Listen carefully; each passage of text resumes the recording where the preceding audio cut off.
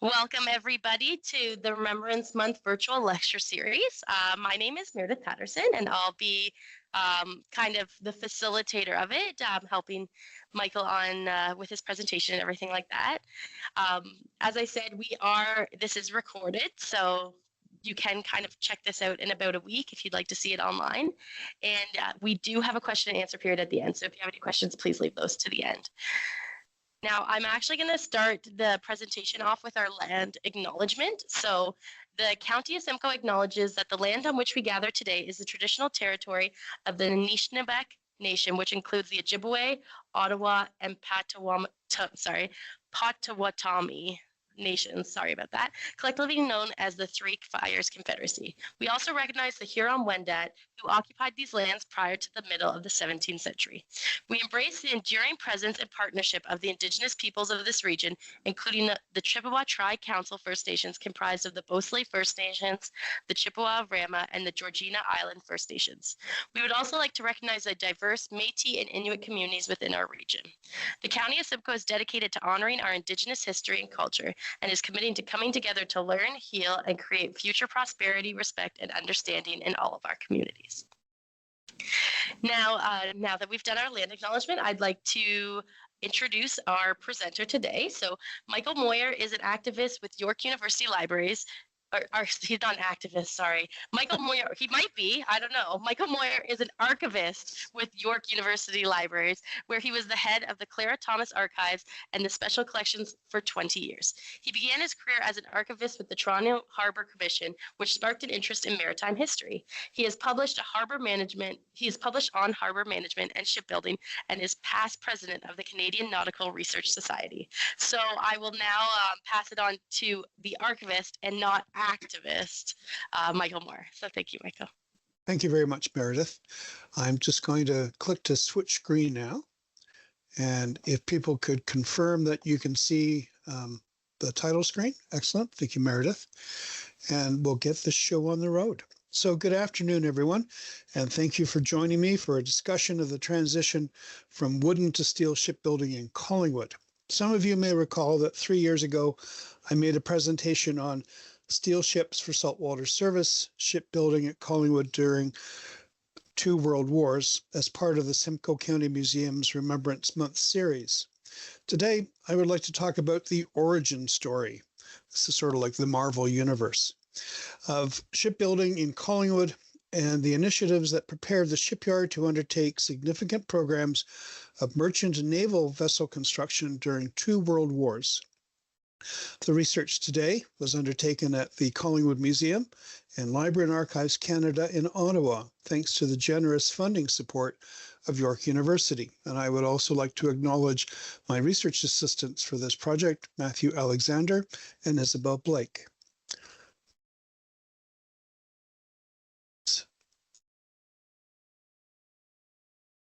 The area, now known as Collingwood, offered a natural harbor sheltered by offshore islands, the hen and chickens that gave the town its original name, and a reef.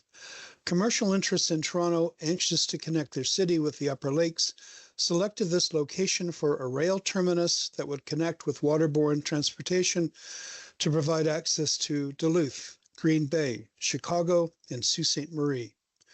The Ontario, Simcoe, and Huron Union Railway opened on January 1st, 1855. The financial crash of 1857 led to its reorganization as the Northern Railway of Canada in 1858. In this slide, we can see its locomotive, Josephine, in Collingwood in the 1870s. Ease of travel by ship encouraged growth of settlements on the eastern and northern shore of Georgian Bay that pursued prosperity through trade with smaller settlements and lumber camps. In addition to constructing a railway to Collingwood, funds were set aside to entice steamships to make regular runs to Collingwood, including tri-weekly runs to Chicago and the Sioux and a weekly run to Green Bay. This view of Collingwood Harbour appeared in George Munro Grant's Picturesque Canada, the country as it is and was, that appeared in 1880. The woodcut captures the importance of maritime activity to the town's development. In the foreground are the rafts of logs brought from the inlets of Algoma and Parry Sound to feed Collingwood's thriving lumber business. Fishing boats under sail can be seen near the logs heading out of port. In the background to the right is a steamship, one of several passenger and freight vessels that connected settlements along the north shore of Georgian Bay. And to the left is a wooden grain elevator, which held the wheat, oats, and corn brought from Chicago and Duluth by schooner. At this point, schooners were more frequent in the harbor than steamships by a factor of about 14 to 1. The Pathfinder, one of the largest schooners to visit Collingwood in the 1880s, could carry 42,000 bushels of grain in one trip.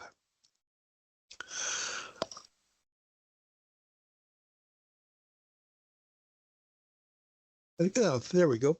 The growth of settlement and trade brought to Georgian Bay by the railways provided an incentive to construct wooden boats to transport bulk cargo. The first boat built in Collingwood is reported to be the Brothers, a small schooner later fitted with a boiler and steam engine. Alfred Morrell built the 1,000-ton barge Lewis Hotchkiss, pictured here, in 1870 or 1871 for the Muskoka Mill and Lumber Company. Morrell remained a fixture on the Collingwood waterfront, building wooden boats until his death in 1895.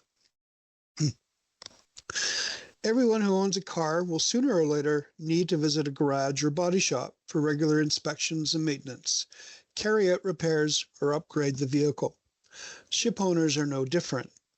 Collisions with other vessels, docks, or canal lock gates, groundings due to storms or shifting lake and harbor bottoms, holes in hulls caused by underwater boulders, and shipboard fires required repairs in a facility where hulls could be exposed and supported. In order to secure an advantage in securing trade from the West that was passing through in greater volume each year to Toronto over Collingwood, its rival, its nemesis, one might say, the people of Owen Sound resolved to build a dry dock to repair lake vessels. Work began in 1875. This illustration from Grant's Picturesque Canada shows the rear of the Owen Sound Dry Dock Company's shipyard, operated by Captain John Simpson, which by 1880 had a reputation for building many of the staunchest steamers on the lakes. Not to be done by Owen Sound, perish the thought, citizens of Collingwood proposed to build a marine railway in August 1875. A bylaw was submitted to the town's ratepayers seeking approval to raise $50,000 through debentures to build the railway, which was rejected. After much angst and discussion, town officials backed a plan to lease property for the purpose of constructing a dry dock. Several leading citizens indicated their interest in forming a company to build the dock as soon as a suitable location was found, and an engineer was engaged in July 1880 to find the best spot on the Collingwood waterfront. According to the newspaper, the Enterprise and Collingwood Messenger, J.D. Silcox of Welland visited Collingwood in January 1882, looking for cedar to use in his contract for constructing the Murray Canal between the Bay of Quinte and Presqu'île Bay on Lake Ontario. The town's mayor drew his attention to the dry dock scheme discussed in council's previous session. Within a week, the meetings included shipbuilders Stephen Decatur Andrews of Port Robinson. Negotiations continued into February, when Owen Jones, engineer for the Northern Railway, was sent by the railroad to look after its interests. Now, Jones did not know anything about building dry docks, and since this was long before you could look up do-it-yourself videos on YouTube, he then set about to visit Buffalo, Detroit, and points along the Welland Canal to gather information about dry dock construction. Discussions went into the spring until a bylaw was introduced in May to provide the new dry dock company with a bonus of $25,000 to construct the facility. Perhaps swayed by the newspaper's constant reminders of the need to support the proposition that were sprinkled throughout the enterprise on June 8th, the ratepayers approved the proposal the next day by a vote of 304 to 8. A rather decisive victory for the dry dock proponents. And I especially like the last one, vote early and, well, as often as you can for the dry dock bylaw. Work began in July 1882 and continued into the following year with both Silcox and Andrews on site to supervise the project. After construction of a cofferdam in the harbor, scrapers removed earth and rock was blasted with explosives to create a dry dock that was 325 feet long and 60 feet wide. The facility was officially opened on May 24th, 1883, Queen Victoria's birthday. It was managed by Andrews, who tackled a steady stream of repair work to fix leaky hulls, replace lost wheels, which I discovered are actually propellers, and deal with the bottoms of boats that were worse for wear after pounding on rocks. While Silcox talked about building steel vessels in 1882, new builds at the dry dock were wooden. By May 1888, however, work at the dry dock was at a standstill. The property was described by the press as utterly worthless and driving business away from the town. Council sought a legal opinion from lawyers in Toronto to get out of the arrangement with Silcox, who was also keen to get the matter settled. According to the Enterprise, it was time to seize the day, and I quote, "It is of little use for us to fold our hands and wait for something to turn up. We are the architects of our own fortune. If we wish for an improvement in the present state of matters, we must take it. Again and again, it has been pointed out in these columns that we have advantages for certain kinds of manufacturing, such as cannot be elsewhere. If a number of our leading citizens who have a few hundred or a few thousand dollars to invest were to form a company for the promotion of any manufacturing interest that could profitably carried on here, success would certainly crown their attempt. Who will take the lead? A leader is what is required. The rest will follow." Into this void stepped Thomas and John Long. They were born in Limerick, Ireland.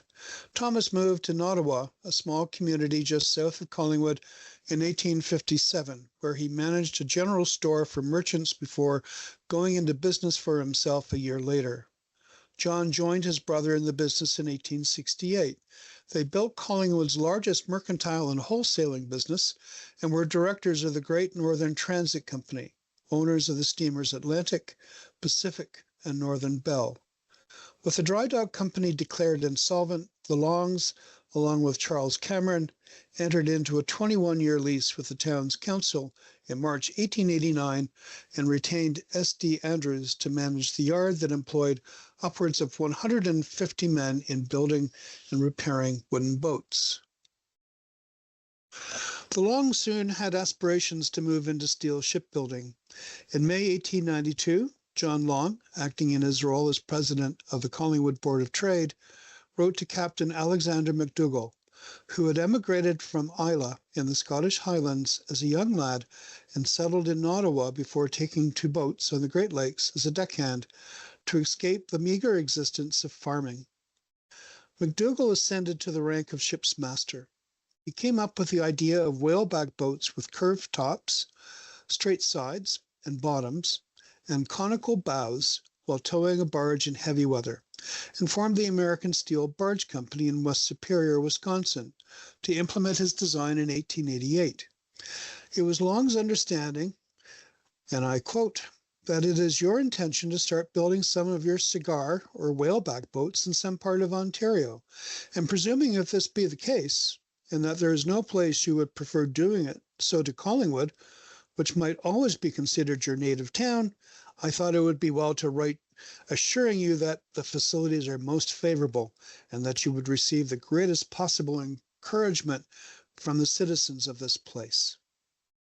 McDougall replied a few days later, "I am glad to hear again from the old stamping ground," as he put it, "and when our company decides to locate a plant in Canada, I will be glad to consider Collingwood first among all places that might offer itself with equal inducements." Sounds like negotiating for free agents in sports. At present, we are so busy organizing in England and putting in a large plant on the Pacific coast that I'm afraid we cannot give much attention to putting a plant in Canada. Moving past McDougall's rejection, the dry dock company continued with its core activity of ship repairs. Both Andrews and Alfred Morrill were also kept busy with orders for steam tugs from Collingwood's fishing fleet, which employed approximately 250 individuals. Vessels built by the Collingwood Dry Dock Company included the Fred A. Hodgson, with a length of 83.6 feet and a width of 16.75 feet, and the John J. Long, which was 97 feet in length and with a beam of 20 feet. Alfred Morrill was particularly busy in 1894, building 4 tugs with a workforce of 10 men. His work would be continued after his death in 1895 by his son, Robert. Collingwood's dry dock yard could undertake major projects after navigation season closed, which induced increasing numbers of vessels to winter in the port. The Bulletin newspaper reported in November 1893 that the growing interest in such services among ship owners was accompanied by the decline of Collingwood's rival, Owen Sound. The steamers City of Midland and tug Charlton were scheduled to be lengthened during the coming winter, giving employment to 100 men and causing the outlay of a large sum of money. The compounding of engines would keep the town's foundry taxed to its capacity. The newspaper boasted, and I quote, "It is evident that the Glasgow of Canada has moved slightly to the southeast along the shore of Georgian Bay. It is now firmly and permanently located in Collingwood. It is not ours to boast or to glory over a fallen rival, but we may be permitted to drop a silent tear over the buried boasting and braggadocio that have been for years called attention to empty vaporings of the town of Owen Sound. Its shipbuilding is forever gone, and when the Parry Sound Railway is completed, it will scarcely be heard of more. Its growth for a time was rapid, but its decay promises to be equally sudden." How dramatic. As Captain John Simpson's shipyard in Owen Sound fell quiet, the Dry Dock Company in Collingwood built the impressive wooden steamers Majestic in 1895 and Germanic in 1899, which were constructed in the dry dock and floated when complete. You'll notice with the slide on the screen now that there's also a boiler in the upper right-hand corner. This is a boiler from the John Inglis & Sons plant in Toronto. In fact, both boilers and marine engines came from Toronto, John Doty & Sons providing the marine engines. In the bottom right corner, you can see the very splendid dining room on board the Majestic. The Germanic was the last wooden hull built in the dry dock. You can see it under construction in this photograph. This is a nice view of it at the dock with a large crowd on board. And lastly, this lovely postcard from the Northern Navigation Company for the Germanic from the Collingwood Museum. By the end of the 19th century, profound changes were occurring on the Great Lakes that had a significant effect on Collingwood. The first was the rapid growth in the amount of grain being exported from Canada's western provinces and territories to eastern destinations due to the surge in crop yields from about 68 million bushels in 1900 to almost 1.5 billion bushels in 1917. This map of the Grand Trunk Railway system in 1903 shows the Georgian Bay ports competing for grain shipments in the early 20th century. It also highlights the central location of Collingwood, a feature that would be promoted during conversations with the Dominion government about dry dock locations. And if you can see my cursor on the screen, this of course is Collingwood down here.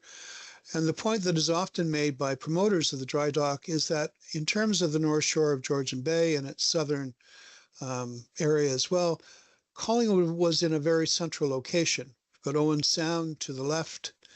We've got Wyerton further west. If you look to the east, we've got Penetanguishene and Midland and Parry Sound up in this area. And sorry, Parry Sound's right here. What always surprised me doing this work was the importance of Depot Harbor, which I think very few people have heard about in recent years. And at this point in 1904, receiving over 7 million bushels of grain compared to the 688,000, almost 689,000 that arrived in Collingwood.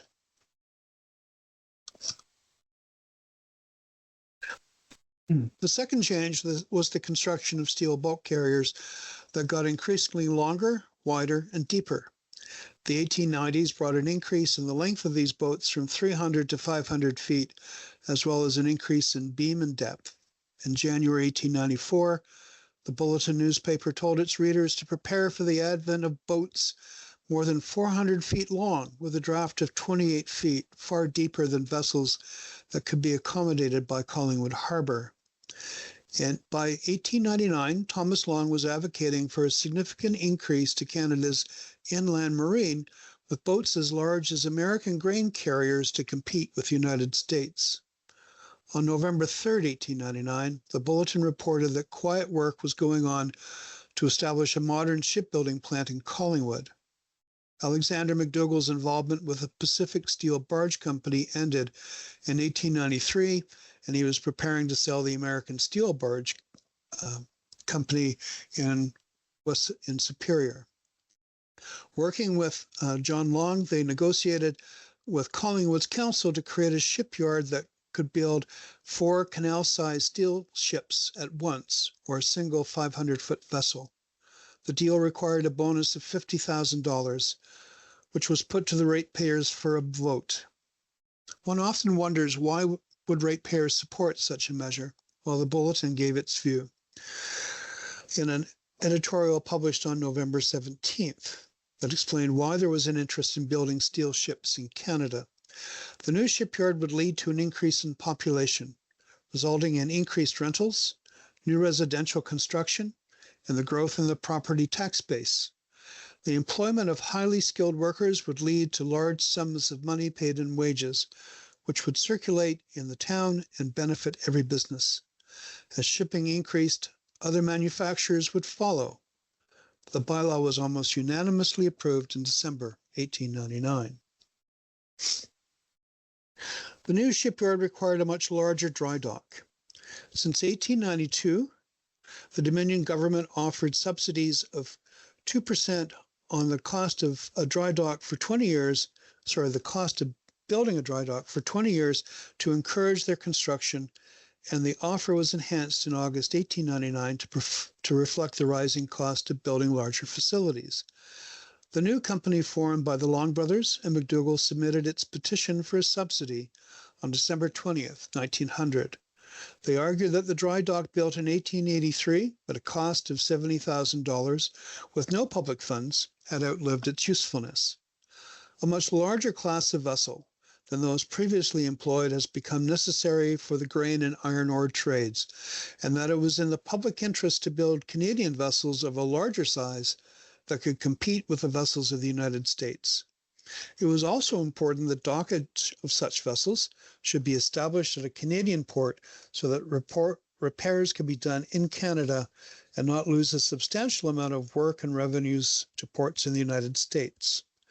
Collingwood offered a fully equipped steel shipyard on a large and commodious harbor that was centrally located on the Upper Lakes, but it required a new dry dock that would cost $20,000 to build a structure 425 to 500 feet long, 75 to 80 feet wide, and 16 to 20 feet deep.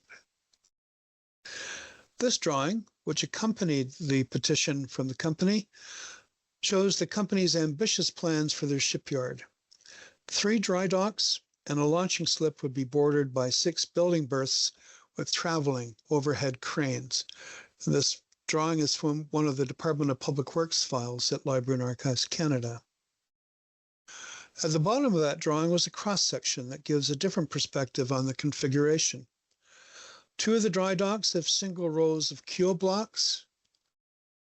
You can see one here and one there. The middle dry dock is intended for doubling up the vessels. You can see the 2 rows of keel blocks here. To the far left is the launching slip. The overhead cranes, essential features for any shipyard moving steel plate and frames, are also recognizable, and you can see them in this row across the top here. This drawing from the Department of Public Works central file on the Collingwood dry dock shows the important elements of its construction. The floor is thick with reinforcement under the keel blocks right here, which supports most of the vessel's weight. The walls were to be constructed of limestone or sandstone, tapering from the base to ground level. The width of the dock narrowed from 78 feet at the top to 60 feet across the bottom. You can see the measurements sent out here. As with most projects, time led to creep in the project scope and cost. The principal concern of Sir Wilfrid Laurier's cabinet ministers was the dry dock as proposed was not long enough to accommodate the Upper Lake's longest vessels. The design was lengthened to 530 feet at the request of the Dominion government, with more substantial walls and a thicker floor than originally planned. These changes led to the company increasing its budget to $500,000 from $200,000 in March 1902 and to ask for greater financial assistance. The Dominion government agreed and increased the subsidy from 2 to 3% in a legislative amendment that received assent on August 13, 1903. The company would receive an annual subsidy of $15,000 for 20 years from the Dominion government. The new company quickly got to work. This photograph, which appeared in the promotional booklet Collingwood, the Gem of the Georgian Bay, that was published in 1906, shows the dry dock under construction. The Queen's dry dock was removed and replaced with a much longer, wider, and more substantial facility. A coffer dam was built to protect the site from the harbor's water, allowing excavation and stone and concrete masonry to set. Really difficult to see in this photograph. We're looking towards the harbor with the grain elevator in the background. The coffer dam would be approximately in this location.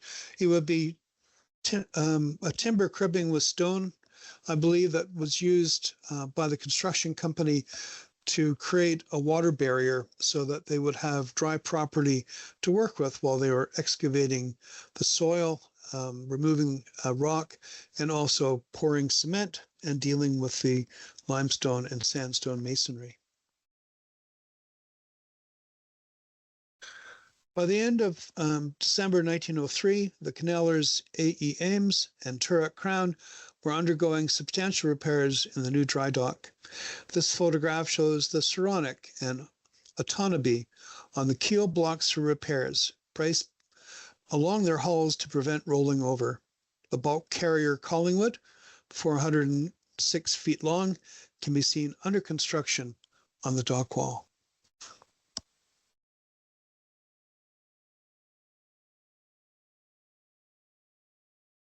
Collingwood Harbor may have been large and commodious, as the petitioners put it, but it was not deep.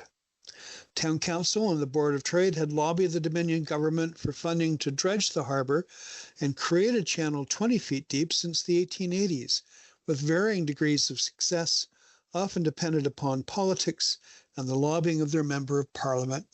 Basically, the financial pie was finite, and it became a process of lobbying for different sized pieces of that pie against communities such as Owen Sound and Midland. This plan from Library and Archives Canada shows only 11 or 12 feet of water at the dry dock's gate in 1893, making it impossible to accommodate the larger boats of the Upper Lakes. Pleas for dredging increased after the approval of the dry dock project, since new boats being built by the company could not gain access to the harbor. There would be no return on the investment in the company and the dry dock without dredging. This photograph shows the dredge Kingsford and its barge in front of the dry dock around 1904. The constant need for dredging would be a constant concern, particularly since large bulk carriers would occasionally run aground in the harbor, much to the concern of vessel owners. It always goes over badly for the company when, while on the way to get your vessel repaired, you cause greater damage to it. One of the greatest challenges that made it difficult to create an ever deeper navigable waterway was the composition of the harbor bed. More than 10% of the material to be removed was stone or boulders, which required drilling and blasting. This photograph, taken in September 1910, shows some of the boulders removed from the ship channel in Collingwood Harbor, including one that was 7.5 feet high, 6.5 feet across, and 4.5 feet deep. It is easy to imagine the damage that a rock of this heft and shape could inflict upon the bottom of a steel boat, leading to the expensive replacement of plates and rivets. Not a very good quality image. This is from the files, the dredging files for the Department of Public Works. You can see a lot of silvering to the right of the image, but it is noteworthy for showing a diver in his dry suit here with a hard hat and the size of this rather large boulder that they would have had to extricate from the bottom of the harbor. There was also much activity on shore. Hugh Calderwood, who had worked for Alexander McDougall in West Superior's American Steel Barge Company, was hired as manager in February 1900. McDougall was able to purchase the complete Pacific Steel Barge plant in Everett, Washington, to outfit the yard. 9 rail cars full of heavy equipment arrived in April 1900 for use in the new molding loft and punch shop. The next few slides provide a good overview of the buildings and machinery that was in place by 1907. The original images are located at Library and Archives Canada, either as attachments to a letter sent by Calderwood's successor, James Smith, to Wilfrid Laurier in 1908, or as part of an album on steel shipbuilding in Canada, created in 1913, but as part of the National Library collection. All of these images have been scanned now, and my assumption is that they will soon be available for searching within LAC's online catalog. So this photograph shows the punch shop, where the framing and plating for ships is finished, so that they are ready for placing on the ships. So note the rails running through the middle of the shop so that heavy steel can be brought in. The traveling overhead crane to move steel is at the back. You can see it here with more chains for lifting throughout the shop. Ship's plate piled up here, and I believe to the right, this is likely a ship's frame. So what would happen in this shop is literally punching holes in the steel. These massive pieces of machinery would be used to create the openings that would be used for riveting the plates onto the ship and riveting the frames together as well. I should point out that in these days, there was no ear protection.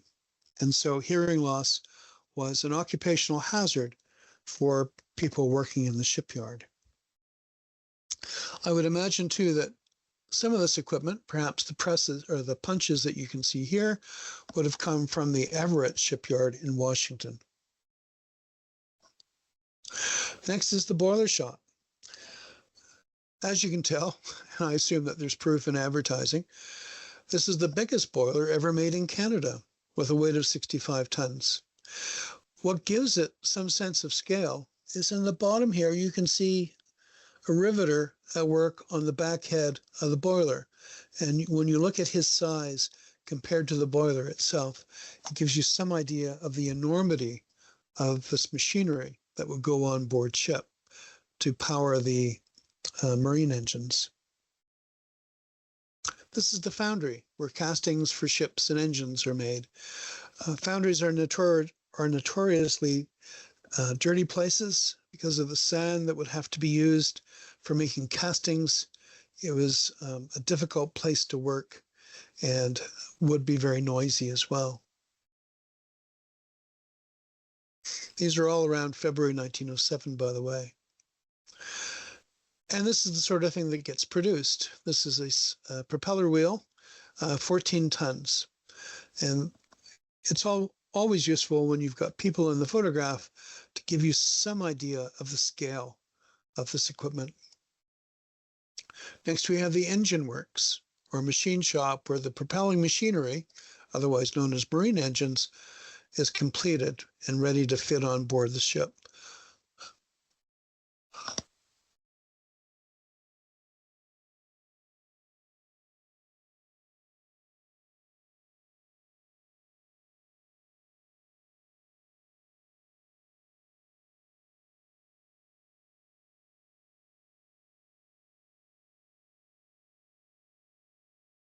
I didn't mean to do that. Apologies. Meredith, are we back to where we should be? Yep. Yeah, we're back to, well, I think so. Yeah, this was yeah, where we were. Yeah. I clicked on the wrong button and stopped sharing instead of reactivating my microphone. Yeah, no, we're at the right picture. Yeah, Good. perfect. And so next is an 800 horsepower triple expansion marine engine. So the idea of triple expansion is that as the steam would be exhausted from one cylinder, it would go into another cylinder where yet more energy would be extracted from the steam. So the boilers are producing the steam going into the engines, and this is what's driving the pistons that turn the crankshaft that turn the propeller. All right, and now we have the launch of the Midland Prince. Collingwood Shipyard would build its first 500-footer, the Emperor, in 1910. But in the meantime, on December 5th, 1906, we had the launch of the Midland Prince, which was pretty long at 486 feet, with a beam or width of 55 feet and a depth of 31 feet. So when you realize that these vessels are now having a draft of 31 feet, you recognize that the 11 or 12 feet that was originally at the gate of the dry dock would have been totally insufficient. A couple of things I'd like to point out. One are the chains that are used to stop the sideways motion of the boat as it hits dry dock number 1. And so they would have filled up the dry dock and opened the gate and then launched the vessel, and to make sure it didn't hit the far wall and cause significant damage to the hull, they would use these chains to arrest its movement. I also like the fact that there's this large crowd that's gathered to watch the launch at the bottom. When I worked at the Toronto Harbour Commission at the beginning of my career, I was really very much aware that waterfront industries are industries that the public have no knowledge of. They never interact with the public, and the waterfront seemed to be the city's backyard where you hide industries like coal storage and what have you, oil tanks, scrapyards that you don't want the public to really be aware of. Shipbuilding, on the other hand, was very connected with the community, and the launches became great ceremonies of public engagement, a tradition that continued up into the 1980s in Collingwood, and were occasions to be remembered. And after the launch, of course, is when you install the boiler and the marine engine. Both boilers and marine engines were very heavy, and it made the launch go smoother if you didn't have all that weight, coupled with the energy of the boat going down the ways and hitting the water. Far better that you install these after the launch, so the weight is added after the fact. And this is a good photograph of a marine engine actually in place on board ship. I think this is the Midland Prince, and this is in April 1907. As early as 1901, Alexander McDougall had called upon the Dominion government to subsidize the construction of new steel vessels so that Canadian shipbuilders could be on an even playing field with their competitors, particularly those in Britain. In March 1902, John Long joined shipbuilders from Toronto to meet with Laurier and other cabinet ministers to discuss such a subsidy. And while the discussions were encouraging, nothing came of the lobbying. In February 1908, Leighton McCarthy, the Member of Parliament for Simcoe, including the Collingwood shipyard, wrote to Laurier urging his government to subsidize steel shipbuilding so that he could strengthen his political standing in Collingwood. Laurier refused, citing temporary subsidies to Canadian steel interests that persisted far longer than planned. Instead, Laurier's government offered two legislative initiatives to support steel shipbuilding. The first was a 25% tariff on repairs to Canadian vessels in American ports to encourage these vessels to cross the border for such work. And it should be noted that the U.S. tariff on repairs done to American boats in Canadian ports was 50%. Secondly, the government passed yet another act to encourage the construction of dry docks, making the subsidy even sweeter than in 1903. Alexander McDougall, the president of shipbuilding after John Long's death in 1904, successfully petitioned the Dominion government for a second dry dock subsidy, which led to the construction of Dry Dock 2 in 1909. Although it was only 420 feet long, it was 140 feet wide at the coping level, which is the top of the dry dock, and 100 feet across the bottom, accommodating two large boats abreast, as can be seen in this image from Library and Archives Canada. The company's two dry docks could be lengthened to 600 feet, and a third one added if the Dominion government approved the long-sought subsidy on the construction of new tonnage. McDougall was very explicit about this. Further growth would depend upon that subsidy. If you think back to the earlier slide showing the plan submitted with Collingwood Shipbuilding's petition for a dry dock subsidy in 1900, you will recall that it showed 3 dry docks and a launching slip as the company's grand design. You can see that still in place in 1914. Dry dock 1 is down here. Dry dock 2, this is the proposed large dry dock, which would be 600 feet or greater, and this was supposed to be the launching slip. You can see the dotted lines here that show the proposed configuration for the shoreline. Alas, the subsidy was never forthcoming, and Canadian shipyards were soon overtaken by wartime shipbuilding programs. By 1917, thoughts of a third dry dock and launching slip disappeared from the paper trail. This also is from Library and Archives Canada's files for the Department of Public Works. And all that we have now are the 2 dry docks, with no mention of what was to be done here. It is worth pointing out, however, that this is the location of Watt's Boathouse, very noteworthy at Collingwood Museum for its artifacts left from the boat building business in Collingwood. So to me, the final piece in this story is the appointment of John Shearer Leach, master shipbuilder, as he was referred to in the literature at the time. Collingwood thrived under the leadership of Leach. Born in 1880 in New York City, he learned the shipbuilding trade at Glasgow and Newcastle-on-Tyne and graduated with honours in naval architecture from South Kensington, which is now Imperial College, London. After apprenticing as a shipbuilder and draftsman, he was put in charge of the drafting room at Workman, Clark and Company, Belfast, and was appointed the company's assistant manager in 1911. He emigrated to Canada the following year, taking up the position of managing director at Collingwood and serving in that position until he retired in 1946. He stayed in Collingwood until his death in 1962 at the age of 83. I should point out, by the way, that during the Second World War, John Shearer Leach actually managed 4 shipyards that were owned by Collingwood shipyards: Port Arthur, Collingwood, Midland, and Kingston.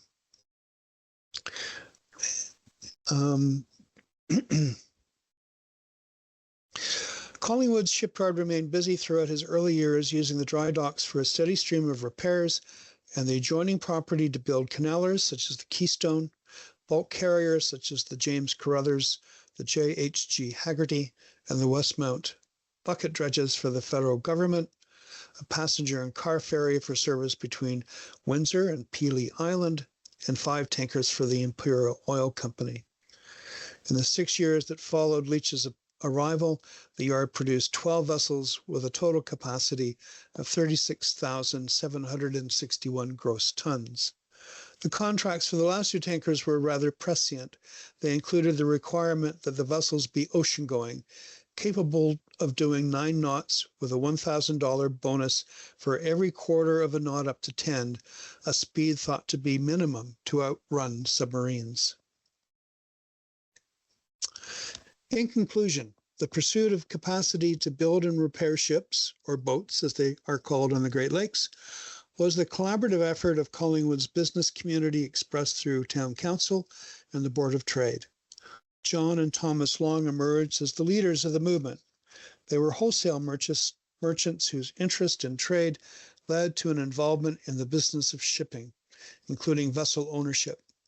If one is going to own boats, you also need to repair and replace them.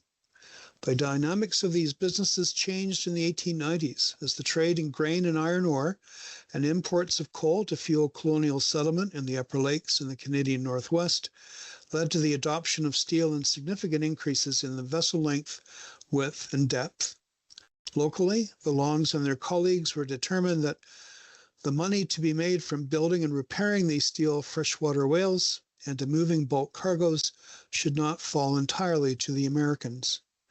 There are opportunities for Canadian entrepreneurs to enter these markets, and the Dominion government, under Wilfrid Laurier, agreed that it was in the public interest. Little did they know that they would create a foundation for steel shipbuilding that would play a significant role in Canada's response to the shipping crises of 2 world wars. That's all there is. There isn't any more. Thank you very much. Well, that was quite a lot. So that was fantastic. That was a lot of information. Thank you. And it's very very enlightening, all the work that had to be done to create all of that. So now we have the question and answer period. So is there anybody here that has any questions for Michael? And a hush fell over the crowd.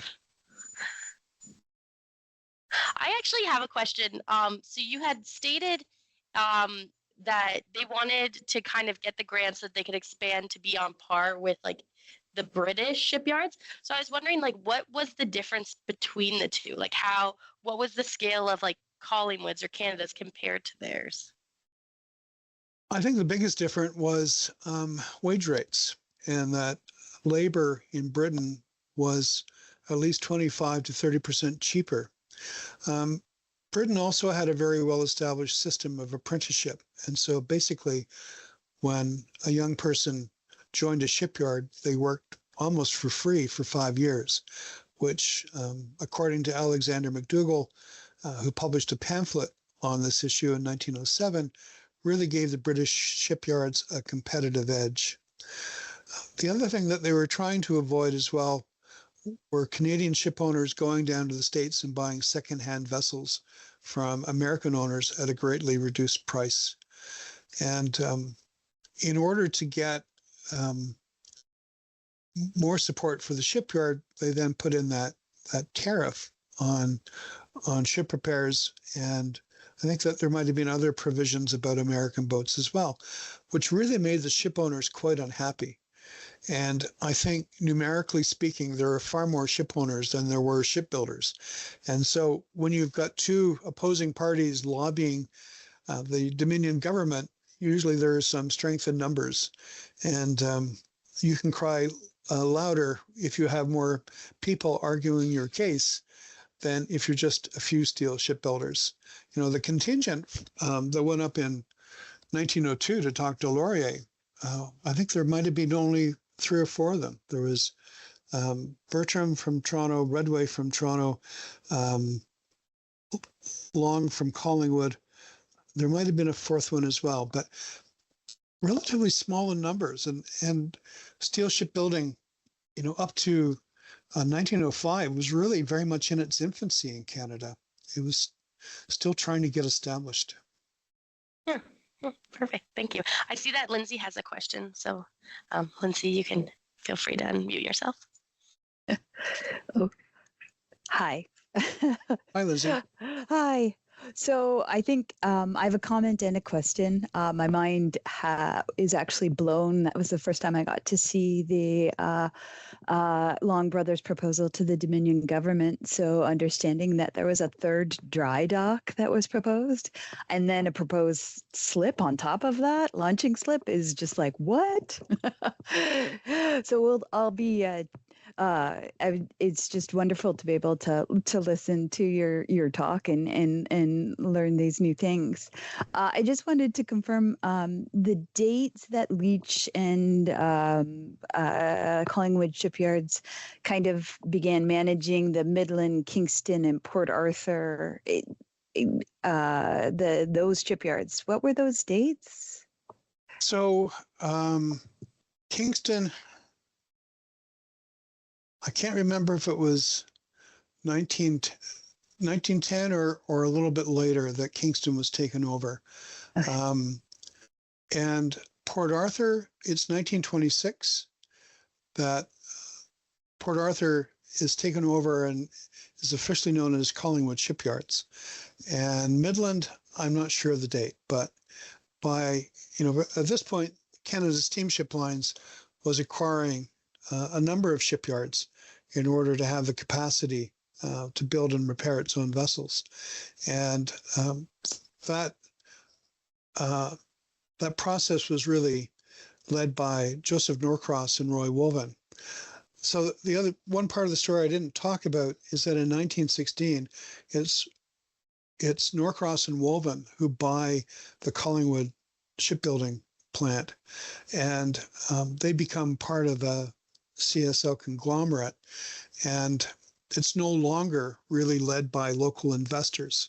So the days of Long and I think Charles Cameron and the Board of Trade and the council, seeing this as a local initiative, instead it becomes very much a part of a company that's based in Montreal and part of this grander scheme of the Canada Steamship Lines. Woven and Norcross had also tried to buy the Port Arthur Shipbuilding Company in 1916, and they failed. And they weren't able to get the company until 1926. And so it's at that point, I think, that Port Arthur falls under Leach's control and CSL's influence. And, I should add as well that, the 1908 legislation, particularly the one to encourage the construction of dry docks, it was really driven by McCarthy's desire to win the support of Collingwood, the town and the company.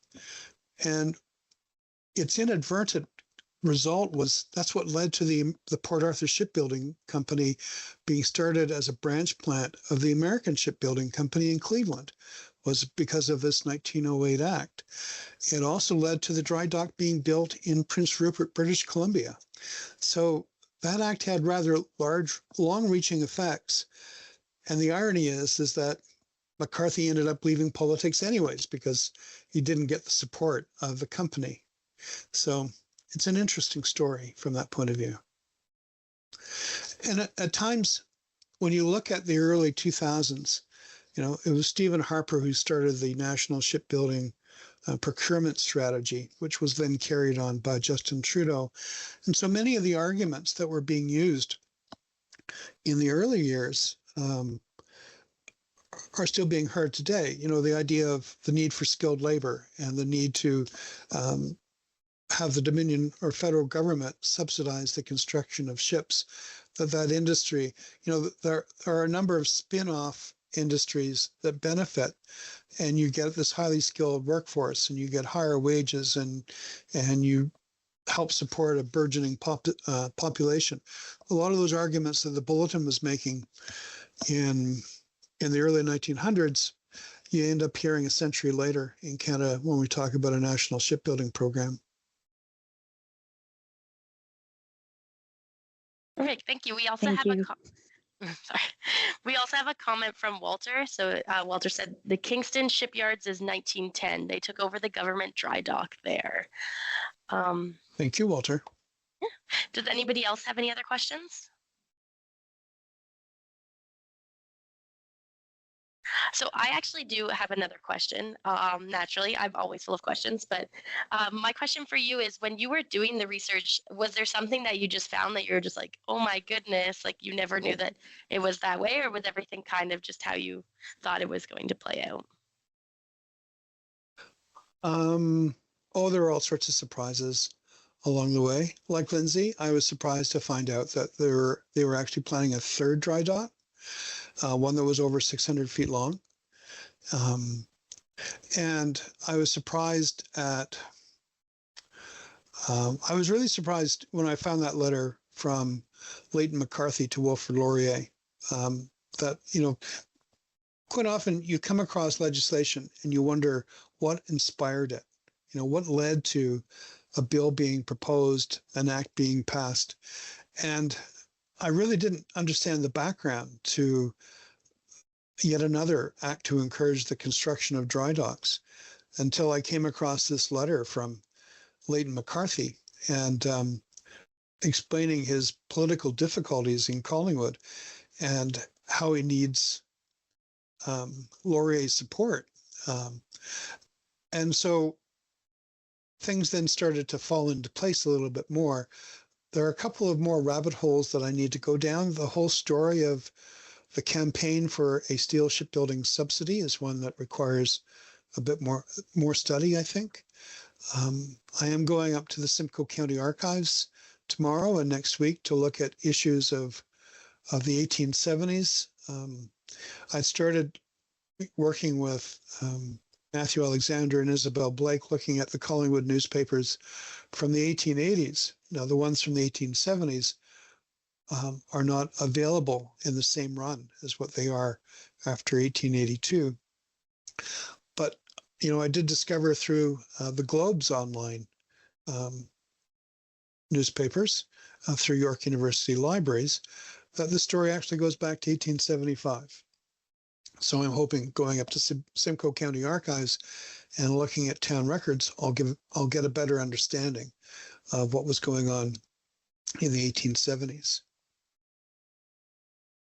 Yeah, perfect. Thank you. I always find with historical research or anything like that, one of my favorite things is to look into the sources because sometimes you don't know where you're going to find really valuable information. So, like the letter, for instance,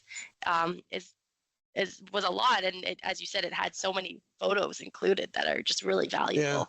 So that's really cool. Yeah. Does anybody have any other questions? Well, I'm not going to keep bothering you, Michael, with my multitude of questions. But I'd like to thank you. So on behalf of myself and the Simcoe County Museum, I'd like to thank you for your presentation. I actually didn't know lots about dry docks before this, and I feel like I do know more now. So I really appreciate that. That information is definitely invaluable. So thank you very much.